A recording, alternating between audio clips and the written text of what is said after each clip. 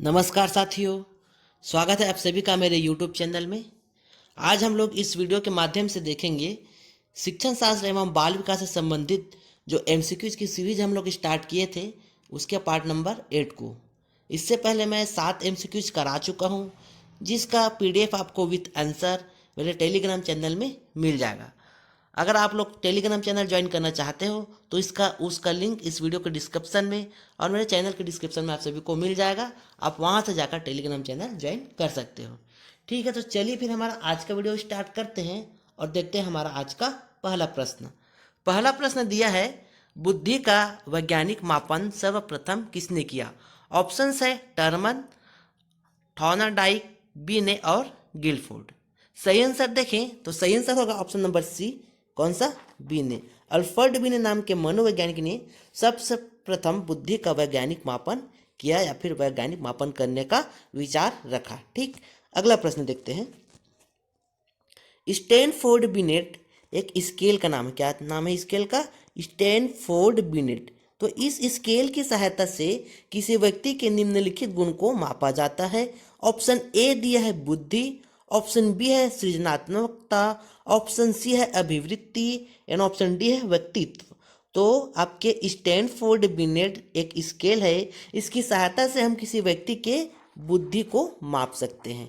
ठीक है, किसकी सहायता से? स्टैनफोर्ड बिनेट स्केल की सहायता से हम किसी व्यक्ति के बुद्धि को माप सकते हैं। ठीक है, अगला प्रश्न देखते हैं। निम्न में से कौन सा बुद्धि के बारे में सही नहीं है? बुद्धि के बारे में कुछ कथन दिया गया है, उसमें आपको बताना है कि कौन सा कथन सही नहीं है या फिर कौन सी अवधारणा सही नहीं है। ऑप्शन ए है यह व्यक्ति की मानसिक क्षमता है, बिल्कुल सही है। ऑप्शन बी है यह सामंजस्य स्थापित करने में सहायक है, ये भी सही है। बुद्धि है तभी हम सामंजस्य स्थापित कर सकते हैं, नहीं तो नहीं कर सकते। ठीक। ऑप्शन सी है यह व्यवहार की गुणवत्ता में आंकी जाती है, बिल्कुल सही है। व्यवहार की गुणवत्ता में आपकी बुद्धि को आंका जा सकता है। ठीक। एंड ऑप्शन डी है यह स्थायी एवं अपरिवर्तनशील विशेषता है, तो यह बिल्कुल गलत कथन है। तो इसका सही आंसर क्या हो जाएगा आपका? Option number D. किसके लिए? आपके बुद्धि के बारे में सही कथन कौन सा नहीं है? यह स्थायी एवं अपरिवर्तनशील विशेषता है, तो यह बिल्कुल गलत कथन है। ठीक, तो सही आंसर क्या हो जाएगा आपके? Option number D. अगला प्रश्न है, बुद्धि विषय में आधुनिक अवधारणा है। बुद्धि के विषय में आधुनिक अवधारणा पूछा गया कि अभी जो आधुनिक मॉडर्न कॉन्सेप्ट क्या है। इसलिए आपको 4 ऑप्शन दिए गए। ऑप्शन ए है मस्तिष्क में तर्क करने का गुण, ऑप्शन बी है अनुभव से प्राप्त करने की योग्यता, ऑप्शन सी है जीवन की समस्याओं को हल करने का गुण एंड ऑप्शन डी है नवीन परिस्थितियों के प्रति समायोजन का गुण। अगर बात करें हम लोग आधुनिक अवधारणा की, आधुनिक अवधारणा के अनुसार जीवन की समस्याओं का हल करने का गुण आपका आधुनिक अवधारणा है। किसके विषय में? किसी व्यक्ति के बुद्धि के विषय में जीवन की समस्याओं को हल करने का गुण ही क्या है आपका? बुद्धि कहलाता है आज के आधुनिक अवधारणा के अनुसार। अगला प्रश्न दिया है, बुद्धि के स्रोत है, सोर्स ऑफ बुद्धि माइंड का दिया पूछा गया। इसमें आपका ऑप्शन ए है अनुवांशिक, बिल्कुल सही है। अधिगम का परिणाम, लर्निंग का रिजल्ट, सही है। ऑप्शन सी है स्व तथा वातावरण की अंतःक्रिया, ये भी बिल्कुल सही है। तो सही आंसर क्या हो जाएगा आपका? Option number D. उक्त सभी मतलब उपरोक्त सभी आपके बुद्धि के स्रोत कौन कौन सा? आपका जेनेटिक, लर्निंग तथा खुद या फिर एटमोस्फियर के अंतःक्रिया से प्राप्त किया जा सकता है। ठीक, अगला प्रश्न देखते हैं। बुद्धि का द्विकारक सिद्धांत किसके द्वारा दिया गया? ऑप्शंस है Simon, Spearman, Guilford and Terman. इसका सही आंसर देखिए तो सही आंसर होगा आपका ऑप्शन नंबर बी। स्पेयरमैन ने बुद्धि के द्विकारक सिद्धांत को दिया था या फिर प्रतिपादित किया था। बुद्धि के सिद्धांत बहुत सारे हैं, इसको मैं आप लोगों को जब डिटेल क्लास लाऊंगा तो उसमें आप सभी को डिटेल से बताऊंगा। फिलहाल इस MCQs में जो प्रश्न आ रहे हैं उसको देखो और उसको याद करते जाओ, फिर समझ में आ जाएगा आपको कि बुद्धि का कौन सा सिद्धांत किसके द्वारा दिया गया है। ठीक है, तो द्विकारक सिद्धांत किसके द्वारा दिया गया? आपके स्पेयरमैन द्वारा दिया गया है। ठीक है, अगला प्रश्न देखते हैं। सामान्य तथा विशिष्ट कारक सिद्धांत का प्रतिपादन किसने किया था? ऑप्शन ए है अल्फ्रेड बिने ने, ऑप्शन बी है स्पेयरमैन ने, ऑप्शन डी है गिलफोर्ड ने एंड ऑप्शन डी है थर्स्टन ने। सही आंसर होगा ऑप्शन नंबर बी स्पेयरमैन ने। स्पेयरमैन ने ही आपके कौन से सामान्य तथा विशिष्ट कारक सिद्धांत का भी प्रतिपादन किया था। इसके साथ साथ पिछला प्रश्न में मैं क्या बताया था कि बुद्धि के द्विकारक सिद्धांत का भी प्रतिपादन किसने किया था? स्पेयरमैन ने ही किया था। ठीक है, अगला प्रश्न देखते हैं। व्यवहारिक बुद्धि को कहा जाता है? ऑप्शन ए है मूर्त बुद्धि, ऑप्शन बी है अमूर्त बुद्धि, ऑप्शन सी है संज्ञानात्मक योग्यता एंड ऑप्शन डी है सामाजिक बुद्धि। तो व्यवहारिक बुद्धि किसको कहा जाता है? आपके जो मूर्त बुद्धि होती है उसको ही व्यवहारिक बुद्धि कहा जाता है। ठीक, तो सही आंसर क्या हो जाएगा आपका? Option number A. अगला प्रश्न है स्पेयरमैन का बुद्धि संबंधी सिद्धांत है। ऑप्शन ए है एकत्व सिद्धांत, ऑप्शन बी है द्वितत्व सिद्धांत, ऑप्शन सी है त्रितत्व सिद्धांत एंड ऑप्शन डी है बी व सी दोनों। तो सही आंसर होगा ऑप्शन नंबर बी व सी दोनों, मतलब ऑप्शन नंबर डी। तो देखो इसने द्वितत्व सिद्धांत भी दिया है और त्रितत्व सिद्धांत भी कौन ने? स्पेयरमैन ने दिया है। एक तो क्या होता आपके द्विकारक, तो द्विकारक और आपके कौन सा द्वितत्व त्रितत्व सब अलग अलग है। ठीक है, तो देखो आपके क्या द्विकारक को भी दिया है, द्वितत्व को भी दिया है और त्रितत्व को वो भी किसके द्वारा दिया गया? आपके स्पेयरमैन के द्वारा दिया गया है। इसके साथ साथ सामान्य एवं विशिष्ट कारक वाला सिद्धांत भी किसके द्वारा दिया गया था? आपके स्पेयरमैन के द्वारा दिया गया था। ठीक है, अगला प्रश्न देखते हैं। थॉर्नडाइक का बुद्धि संबंधी सिद्धांत है। ऑप्शन ए है एकत्व, ऑप्शन बी है द्वितत्व, ऑप्शन सी है आयामी एंड ऑप्शन डी है बहुत्व। तो थॉर्नडाइक जो मनोवैज्ञानिक थे इन्होंने बहुत्व कौन सा? बहुत्व बुद्धि संबंधित सिद्धांत को दिया था। ठीक, द्वितत्व अभी बताया आपके स्पेयरमैन ने, एकत्व को दिया है अल्फ्रेड बिने ने और त्रिआयामी को कौन दिया है मैं अभी आप लोगों को बताऊंगा। ठीक, अगला प्रश्न देख लेते हैं। गिलफोर्ड के बुद्धि संबंधी सिद्धांत है। ऑप्शन ए है एकत्व, ऑप्शन बी है द्वितत्व, ऑप्शन सी है त्रिआयामी एंड ऑप्शन डी है बहुत्व। तो अभी मैं आप लोगों को बताया एकत्व किसका था? आपके बीने का था, अल्फ्रेड बीने। द्वितत्व था इसको किसका? स्पेयरमैन का था।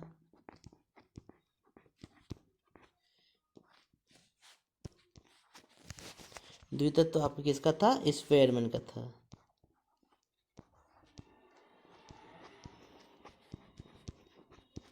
त्रिआयामी आपका किसका हो जाएगा? गिलफोर्ड का। बहुत तो मैं बताया था किसका था? आपके थॉर्नडाइक का था, है ना? तो सही आंसर क्या हो जाएगा आपका? त्रिआयामी। त्रिआयामी किसका हो जाएगा? आपके गिलफोर्ड का हो जाएगा। ठीक, अगला प्रश्न देखते हैं। सन 1905 में निर्मित बीने साइमन परीक्षण में एक अल्फ्रेड बीने द्वारा एक साइमन परीक्षण तैयार किया गया था। कब? 1905 में। तो इसके अनुसार इसमें जो प्रश्न दिए गए थे उसकी संख्या कितनी थी? ऑप्शन ए है 60, ऑप्शन बी है 73, ऑप्शन सी है 46 एंड ऑप्शन डी है 54। सही आंसर होगा ऑप्शन नंबर डी 54। कितनी थी प्रश्नों की संख्या किसमें? साइमन परीक्षण में कितनी थी प्रश्नों की संख्या? तो आप क्या क्या बताना है? 54। अगला प्रश्न है। थॉर्नडाइक के अनुसार बुद्धि के प्रकार है यांत्रिक, सामाजिक, अमूर्त, उक्त तीनों। तो थॉर्नडाइक के अनुसार बुद्धि के प्रकार में यांत्रिक भी है, सामाजिक भी है और अमूर्त भी है। तो सही आंसर हो जाएगा आपके उपरोक्त तीनों, ऑप्शन नंबर डी।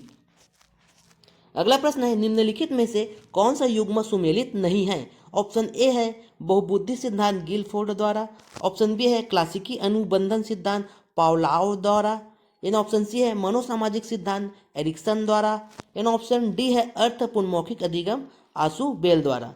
तो देखो अर्थपूर्ण मौखिक अधिगम को आशु बेल ने दिया था, बिल्कुल सही है। मनोसामाजिक सिद्धांत एरिक्सन द्वारा दिया था, ये भी सही है। क्लासिकी अनुबंधन सिद्धांत आपके पावलोव द्वारा दिया था, ये भी सही है। लेकिन ये बहुबुद्धि सिद्धांत गिलफोर्ड ने नहीं दिया था, तो ये क्या हो जाएगा आपका? गलत। तो सही आंसर क्या हो जाएगा आपके? Option number A. इस प्रश्न का सही आंसर होगा ऑप्शन नंबर ए बहुबुद्धि सिद्धांत आपके गिलफोर्ड के द्वारा नहीं, एक और थी जिसका नाम था क्या? गार्डनर द्वारा दिया गया था। कौन सा सिद्धांत? आपके बहुबुद्धि सिद्धांत। तो ये आपका गलत है। ठीक, अगला प्रश्न है। निम्न में गिलफोर्ड ने कौन सा बुद्धि सिद्धांत प्रतिपादित किया? ऑप्शन ए है बुद्धि संरचना सिद्धांत, ऑप्शन बी है बुद्धि का एक खंड सिद्धांत, ऑप्शन सी है बुद्धि का द्विखंड सिद्धांत एंड ऑप्शन डी है बुद्धि का बहुखंड सिद्धांत। सही आंसर होगा ऑप्शन नंबर ए, बुद्धि संरचना सिद्धांत को गिलफोर्ड द्वारा प्रतिपादित किया गया था। ठीक, अगला प्रश्न है, गिलफोर्ड ने बुद्धि संबंधित मॉडल में कुल कोष्ठ संख्या है। जो बुद्धि संबंधित मॉडल दिया गया था गिलफोर्ड के द्वारा, है ना, उस मॉडल में कोष्ठों की संख्या पूछा गया, फिर खानों की संख्या पूछा गया है। इसके लिए आपको ऑप्शंस दिया गया है। ऑप्शन ए है 3, ऑप्शन बी है 140, ऑप्शन सी है 160 एंड ऑप्शन डी है 120। सही आंसर होगा ऑप्शन नंबर डी, 120। गिलफोर्ड द्वारा जो बुद्धि संबंधी मॉडल दिया था उसमें कोष्ठों की संख्या कितनी है आपकी? 120। ठीक, अगला प्रश्न है, निम्नलिखित में से कौन सा गिलफोर्ड के त्रिविमीय बुद्धि सिद्धांत की विषय वस्तु आयाम घटक नहीं है? गिलफोर्ड ने आप लोगों को बताया था त्रिआयामी या फिर इसी को 3D या फिर त्रिविमीय बुद्धि सिद्धांत दिया था, है ना। तो उस सिद्धांत के विषय वस्तु के जो आयाम बताया गया था, है ना, उसमें से आपके जो ऑप्शन दिए हैं उसमें कौन सा घटक शामिल नहीं है, ये इस प्रश्न में पूछा गया है। ऑप्शन ए दिया है प्रणाली, ऑप्शन बी दिया है प्रतीकात्मक, ऑप्शन सी दिया है शाब्दिक एंड ऑप्शन डी दिया है व्यवहारिक। तो सही आंसर होगा, तो इन्होंने किसने, गिलफोर्ड ने अपने त्रिविमी बुद्धि सिद्धांत के आयाम में प्रणाली को शामिल नहीं किया था। ठीक, तो सही आंसर क्या हो जाएगा आपके? प्रणाली। अगला प्रश्न है, गिलफोर्ड के अनुसार निम्न में से बुद्धि का आयाम नहीं है। ऑप्शन ए है विषय वस्तु, ऑप्शन बी है संक्रिया, ऑप्शन सी है उत्पाद एंड ऑप्शन डी है संश्लेषण। सही आंसर होगा आपका ऑप्शन नंबर डी, संश्लेषण। संश्लेषण जो है गिलफोर्ड के अनुसार बुद्धि क्या आयाम में शामिल नहीं है। ठीक, अगला प्रश्न है, एडवर्ड डी बोनो ने गिलफोर्ड के अपसारी चिंतन के संप्रत्यय को क्या नाम दिया? गिलफोर्ड ने एक अपसारी चिंतन संप्रत्यय दिया था, है ना, जिसको एडवर्ड डी बोनो ने एक नाम दिया। तो क्या नाम दिया था इसी को बताना है। ऑप्शन ए है पाश्चित्य चिंतन, ऑप्शन बी है उदग्र चिंतन, ऑप्शन सी है क्षैतिज चिंतन एंड ऑप्शन डी है बहुसांस्कृतिक चिंतन। सही आंसर होगा आपके पार्श्विक चिंतन। पार्श्विक चिंतन नाम दिया गया था किसके द्वारा? एडवर्ड डी बोनो द्वारा। किसको? गिलफोर्ड के द्वारा एक अपसारी चिंतन के दिया गया था, उसको किसके द्वारा नाम दिया गया? आपके एडवर्ड दी बोनो द्वारा पार्श्विक चिंतन नाम दिया गया था। ठीक, अगला प्रश्न है, गार्डनर ने वर्तमान में बुद्धि के कितने प्रकार बताए? ऑप्शन ए है मूलतः 7, ऑप्शन बी है मूलतः 8, ऑप्शन सी है मूलतः 11 एंड ऑप्शन डी है मूलतः 10। सही आंसर होगा ऑप्शन ए, मूलतः 7। गार्डनर द्वारा बुद्धि के प्रकार बताए थे, जिसमें जो मुख्य थे किसने थे? 7। लेकिन अगर वर्तमान की बात करें तो वर्तमान में है 9। वर्तमान दृष्टिकोण से बुद्धि के प्रकार 9 और मूलतः कितने थे आपके? 7। अगला प्रश्न है, बहुवादी बुद्धि ज्ञान को अनेक पद्धतियों से प्रदान कर एक से अधिक कौशलों को प्रकट करती है। यह वह विचार किसका है? Herbert, Gardner, Kohn and Johnson. सही आंसर होगा ऑप्शन नंबर बी, गार्डनर। अगला प्रश्न है, बहुबुद्धि सिद्धांत के प्रतिपादक है कौन है? गार्डनर, बता चुका हूं मैं। 23 नंबर का प्रश्न है, बुद्धि लब्धि की अवधारणा सर्वप्रथम किसने दिया? ऑप्शन ए है स्टर्न, ऑप्शन बी है टर्मन, ऑप्शन सी है फ्रॉबेल एंड ऑप्शन डी है कोहलर। सही आंसर होगा स्टर्न। स्टर्न ने सर्वप्रथम बुद्धि लब्धि IQ की अवधारणा प्रतिपादित किया था। ठीक, अगला प्रश्न है, बुद्धि परीक्षण के निर्माता या फिर जन्मदाता थे? ऑप्शन ए है फ्रांसिस गॉल्टन, ऑप्शन बी है स्टर्न, ऑप्शन सी है लिवेटर एंड ऑप्शन डी है एल्फर्ट बीने।